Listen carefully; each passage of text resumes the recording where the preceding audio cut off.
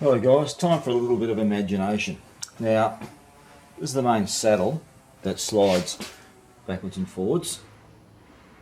And that side slides like silk now that we've done that scraping in there. This table never had a lock on it. So in other words, you couldn't lock it in that direction. So if you want to cut splines or something like that and you want this table fixed, the last thing you want is to have the thing moving around and any backlash between the nut and the screw thread that actuates this backwards and forwards. So we're going to put a table lock on here. Now I've had a real think about different ways that I can do this, and I think I've come up with what's probably going to be the best fit for this and keep it out of the way. Now, up inside here we have a Gib strip that fits up inside there like that.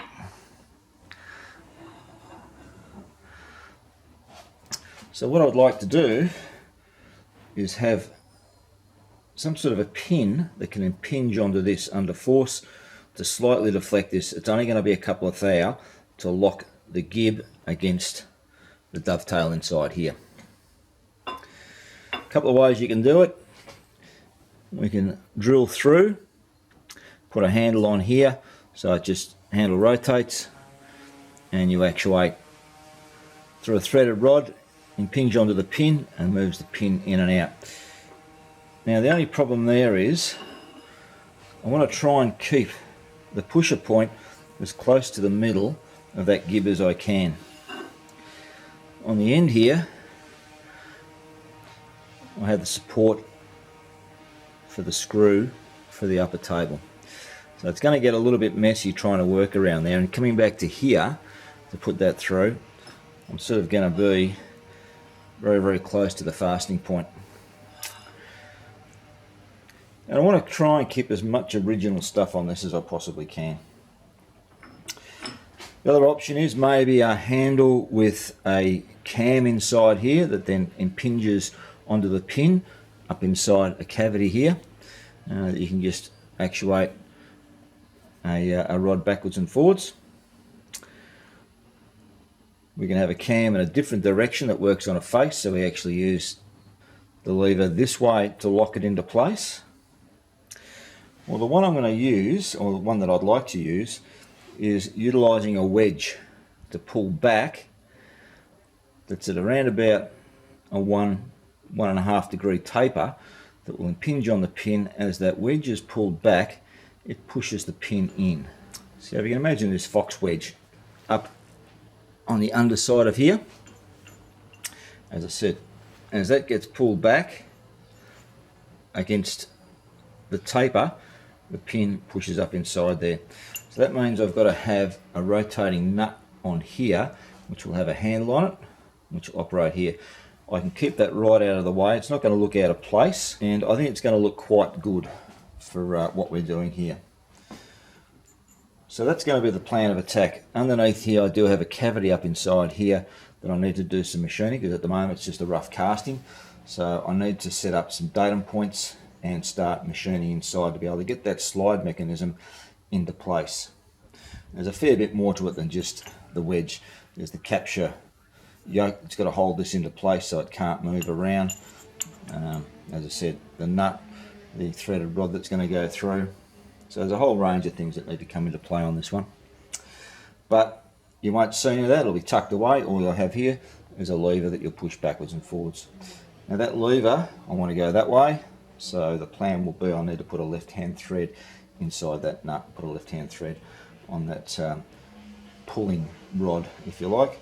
And the lever gets pulled the other way, it pushes the rod that way, which then releases the wedge away and allows the table to slide.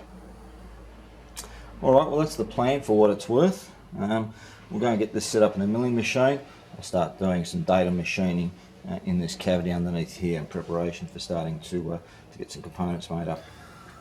Alright, let's have a bit of a look at what we're doing here. So this is going to be the arrangement I've come up with for actuating a plunger to impinge onto or push into that tapered gib that we've got. This brown section you see here is the tapered slide. It's at a 5-degree angle, and that is pulled through via this drawbar. This drawbar is threaded up inside this nut, and it's the nut that actually rotates. So it's basically an M16 hex that I'll be putting onto this, or to suit an M16 bolt, so I can get a standard shifter or ring spanner or ratchet onto that. As you can see, there it is threaded up inside. So as we rotate this, it will draw our rod back, and also drawing back our taper. As I said, as the taper does get drawn back, it impinges onto the ball bearing, which is going to be burnished into place into this little plug, and that will push that forward. So pretty straightforward. Because this is a rough casting inside, I'm going to machine up some datum faces that I can work off here and here, and we're going to go down about another 2mm to get that cleaned up, and then I've got another pocket that I need to clean up on the corner there.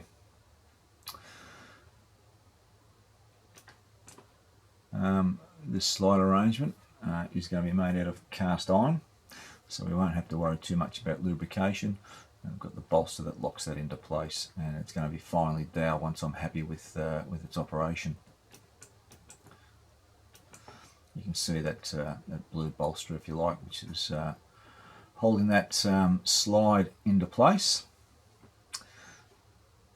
Now I've got a hardened plate, which is going to be this wear surface here, and I've got a bit of gauge plate, a bit of 5.5mm gauge plate that I'm going to machine up, and we'll harden, temper and grind that, and then we can sit that into a pocket that we'll machine into the face of the taper slide. Would have been ideal to be able to run a rod through here, threaded and pushing onto it, but at this back end here I've got the bearing arrangement for the screw, so I don't want to muck that up, hence I've decided we'll go with this one. It'll be an interesting one to machine up as well, so looking forward to having a go at this one. Alright, so I've got the set up the milling machine. I've set that point there as my datum point. I've done a drawing, which is over here, with all of my dimensions based from that datum point, or those two datum points. I've also put into that the actual dimension that I'll be going to take in to allow for the radius of the cutter. Alright, let's get out to the milling machine and we will see where we're at with that. Alright, so currently this is the underside, so this whole mechanism you're not going to see. It's going to be tucked away underneath. Alright, I just had to make sure I've got enough travel in this direction to be able to get to the extremities for these pockets I need to do. Alright, let's get set up, and got to do a datum off the top here yet, but we'll get set up and we'll start the machining. Right guys, I'm onto the second pocket here. This pocket up here just didn't come out as far as the camera goes because it was in such a dark little spot. So I'm doing the larger one at the moment, and I'm into it, but this is very, very hard. This is obviously chilled out against the core that was in here. So the core sucked the heat out a fair bit, chilled it out, and given me a very, very hard face to work with, which you're going to see.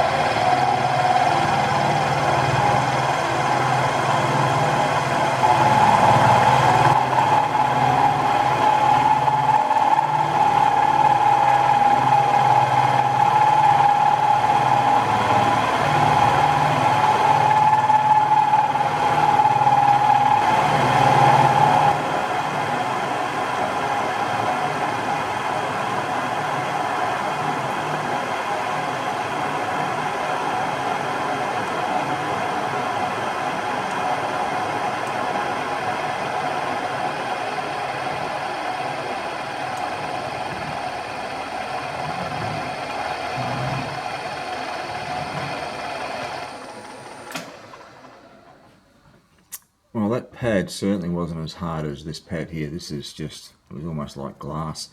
High speed steel wouldn't touch it. So I've already burnt out one carbide cutter trying to cut that. So this one here is a little bit softer. Obviously towards the edge here as well, it chills out a lot quicker. Alright, I want to keep going around, and I'm going to bring you guys back when I've got this pad finished, and we'll get it set up for the drilling operation. And we've got some holes to put in vertically. Sorry, I should say horizontally.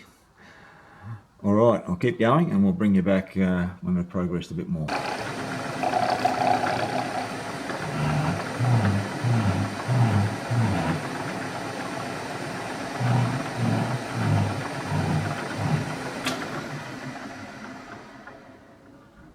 Alright, that's our pad done. Alright, we'll get set up tomorrow. It's a bit late now. I'm going to get set up tomorrow and we'll do those horizontal bores into the sides. Righto, so I've got to drill an 8mm hole right the way through. So I'll start off with a centre drill.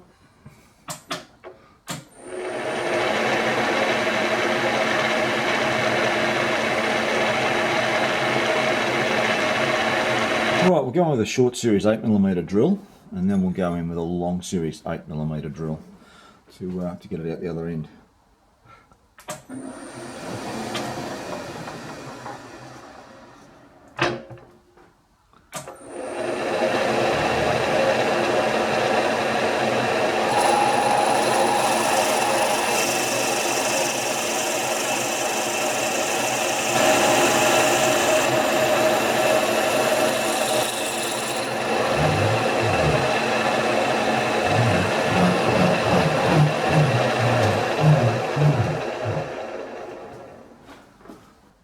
Okay, I've got a long series 8mm drill which will go all the way through. What I will do is I'm going to just grind a chisel point on that so that it creates more of a centre, and we'll see how that goes up against that surface there and make sure it doesn't wobble around too much. If it does, I'm going to have to put a dummy block in here to drill through to support that. But we'll see how we go with the chisel point and see if it wobbles too much. It's not critical, it's only for a pusher pin, but I'd like to get it close. It's probably a bit hard to see, but you may be able to see how I've chisel pointed that and thinned the web right out, so I've got more of a chance of getting that centered up. Alright, we'll get this into the collet and we'll see how we go.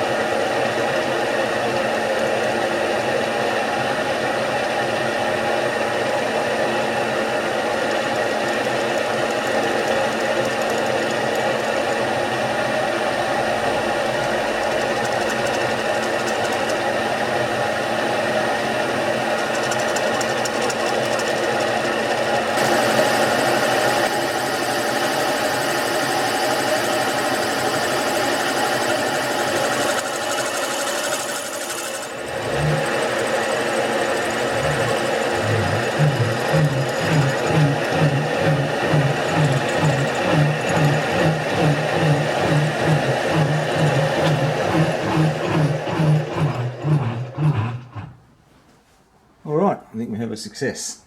I'm very happy with the way that went through. Right, the next thing I need to set up for is the bore inside here for the rotating nut. So we'll get that on the go now. Alright, got a drill in here and bore for this rotating nut that's going to draw the taper backwards. So I've already centre drilled this. We'll go through and we'll pop a 15mm through, then we'll open it up with the boring drum.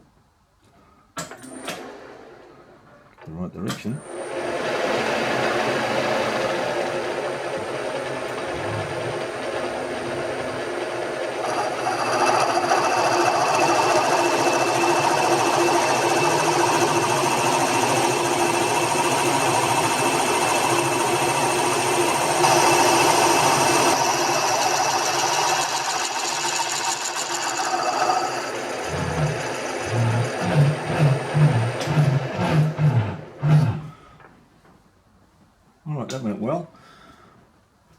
that's a beautiful finish in there. I've got a 16mm drill, I might even just pop through that and rather than boring it, and then we can size the OD, the nut to suit. Let's give that a go. Alright, let's see how it goes with a 16mm drill. But just make sure it is a 16mm drill first before we go.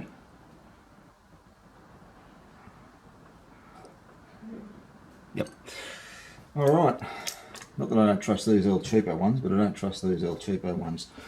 Now we'll see how the surface finish is on this. What I can do is I can just slightly open it up with an expanding reamer if I have to, but let's see how we go.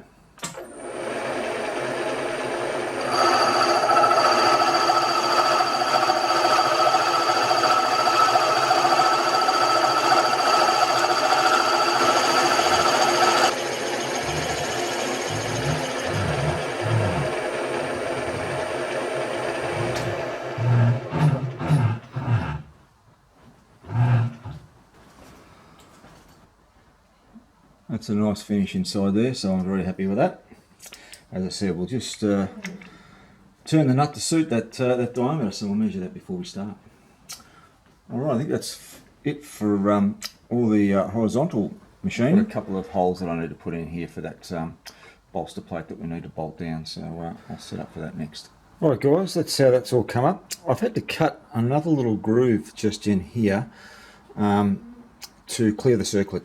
I just did a quick layout of that and realised that the ears on the circlet were going to catch as it gets rotated around, so hence a little slot about 2mm deep. Drilled and tapped in our fastening holes for that slide bolster, and at some stage I'll have a think about it, but we're going to drill through into here and then cut some oil ways inside the fixed Gib side. So that's to be determined yet. We'll see how we're going.